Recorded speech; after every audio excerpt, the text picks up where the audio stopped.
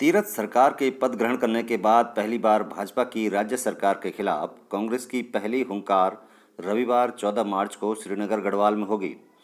प्रदेश सरकार की 4 साल की नाकामियों के खिलाफ कांग्रेस राज्य भर में आगामी दिनों में 7 विशाल जन आक्रोश रैलियां आयोजित करके देने जा रही है।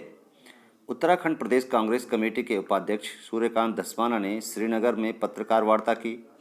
शुक्रवार से श्रीनगर में रैली की तैयारियों के लिए स्थानीय पार्टी नेताओं के साथ डटे सूर्यकांत धस्माना ने कहा कि 4 सालों में भाजपा सरकार के कुशासन से राज्य बदहाली में पहुंच गया है और इस पाप से छुटकारा राज्य के मुख्यमंत्री का चेहरा बदलकर नहीं हो सकता।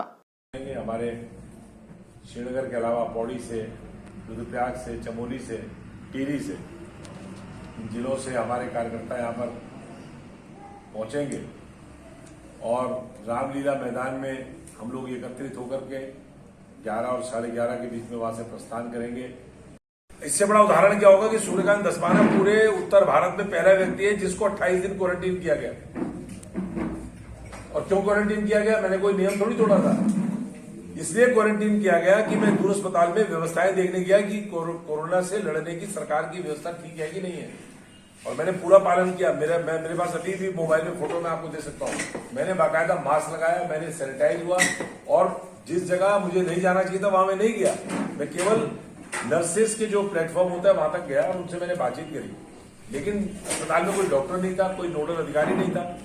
1700 लोगों की मौत हो गई साहब कोरोना में और 1 लाख से ज्यादा लोग संक्रमित हो गए। मैं 28 दिन क्वारंटीन हुआ और मैंने वॉलंटियर किया। जैसे ही मुझे डीएम ने आदेश कहा कि ये साहब ये सरकार ने निर्णय लिया है कि आप क्वारंटीन होंगे, हमने कहा ठीक है, स्वास्थ्य का मामला है, हो जाएंगे क्वारंटीन। बीजेपी तो सरकार है ना, बीजेपी सरकार है, उनको तो एक मुखिया विधानमंडल दल का नेता चाहिए। हम ऑपोजिशन है, चेहरे की कोई लड़ाई कांग्रेस नहीं। ठीक है, वो हमारी पार्टी वो स्वतंत्रता है सबको अपना विचार रखने की, लेकिन चेहरा का जहां तक सवाल है, चेहरा हमारा कलेक्टिव लीडरशिप है। उसमें प्रीतम सिंह जी हमारे कप्तान हैं, हरीश रावत जी हमारे पूर्व मुख्यमंत्री हैं, उनसे सीनियर लीडर कोई हमारे पे है ही नहीं। सबसे सीनियर लीडर है हरीश रावत। नेता प्रतिपक्ष है डॉक्टर इंदिरा देश, जिनका 50 साल का पॉलिटिकल तजुर्बा भी है और पार्लियामेंट्री एक्सपीरियंस भी है। हमारे उपनेता है युवा कर्ण मेहरा जी। हमारे सारे जो हमारे गैलेक्सी ऑफ लीडर्स है वो हमारा चेहरा है और चेहरे की कोई परेशानी नहीं है। देखिए, उत्तराखंड का ही तो चीफ मिनिस्टर होगा, मुख्यमंत्री तो उत्तराखंड का ही होगा, मतलब मुख्यमंत्री भाग से नहीं, वो भेजते उत्तराखंड का ही है। जो भी आता है, हरीश रावत जी आए दिल्ली से तो उत्तराखंड के ही है, विजय बोगड़ा थे वो भी उत्तराखंड के थे, तिवारी जी थे वो उससे गद्दावर नेता कोई था ही नहीं हमारा। तो हमारे 3 मुख्यमंत्री हुए, तीनों ही उत्तराखंड के थे और अभी भी उत्तराखंड का ही मुख्यमंत्री होगा। भारत के प्रदेश का कोई नहीं लाया जाएगा, चेहरा यही का होगा।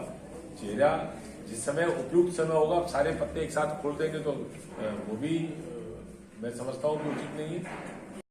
और मुख्यमंत्री जी ने कैबिनेट में पहला फैसला मुकदमे वापस लेंगे।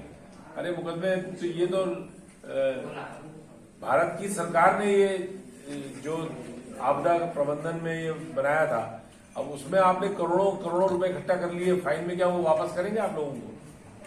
जो आपने करोड़ों रुपए आप कह रहे मुकदमे तो 20 मेरे पे अकेले मेरे पे लगा दिए थे। मुकदमे वापस लेना जनहित का। अगर अब दूसरा जो तारीफ हो रही है कि साहब फुल वर्षा कर दी। अरे आप मुख्यमंत्री बने थे, सबसे पहला कैबिनेट का निर्णय लेते कि जितने राज्य में खाली पद पड़े हैं अलग अलग विभागों में उनको भरेंगे, तब तो हम मानते कि मुख्यमंत्री ने कोई बहुत बड़ा निर्णय कर दिया। आप ये निर्णय करते कि राज्य का जो परिवहन विभाग डूब रहा है, बैठ रहा है पैसे की कमी की वजह से, हम उस परिवहन विभाग को उभारने के लिए उसको कुछ आर्थिक सहायता करेंगे, बसों के बेड़े में कुछ नई बसें डालेंगे, तब हम मानते हैं आपकी बात। आप ये कहते कि जितने नर्सेस के पद खाली पड़े हैं, 100% नर्सेस के, वार्ड बॉयज के और लैब टेक्नीशियंस के जितने पद खाली पड़े हैं, मेडिकल सुविधाएं राज्य में, स्वास्थ्य सेवाएं बिल्कुल ध्वस्त पड़ी हुई हैं।